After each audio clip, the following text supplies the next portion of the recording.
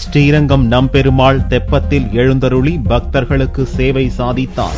ஸ்ரீரங்கம் நம்பெருமாள் கோவிலில் மாசி தெப்பத் திருவிழா கடந்த 21ஆம் தேதி துவங்கியது. திருவிழாவின் 7ஆம் நாள் உபநாச்சியார்களுடன் நெல் அளவு கண்ட நம்பெருமாள் 8ஆம் நாள் மாலை ஆஸ்தான மண்டபம் வந்தடைந்தார். இரவு தெப்பத்தில் எழுந்தருளிய நம்பெருமாள் உபநாச்சியார்களுடன் அதிர்வேட்டு முழங்க வான வேடிக்கையுடன் தெப்ப குளத்தை 3 முறை வலம் வந்தார்.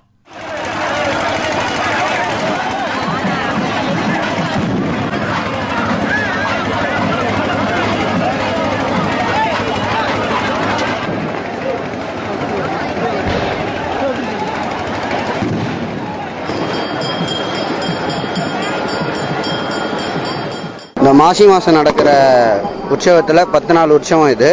இந்த 10 நாள் உற்சவத்தில் 4வது உற்சவமாக கருட சேவையும், கருட சேவை ரொம்ப விசேஷம். அந்த கருட சேவைன்றது மாசி கருட சேவைன்றது காசிக்கு போன பலன் கிடைக்கும்.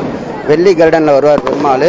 அதுக்கு அடுத்த பெரிய உற்சவம் அப்படின்னு பார்த்தீங்கன்னா இந்த மாசி தெப்ப உற்சவம் தான். இந்த தெப்பம்னாலே நாச்சியாரோடைய ரெண்டு நாச்சியாரோடைய பெருமாள் வருவார். அந்த பெருமாள் வரும்போது ரொம்ப ஆனந்தமாக இந்த தெப்ப உற்சவத்தை சேவிக்கிறவங்க எல்லாருக்குமே ஆனந்தமான அனுபவத்தை கொடுக்கிறார் பெருமாள்.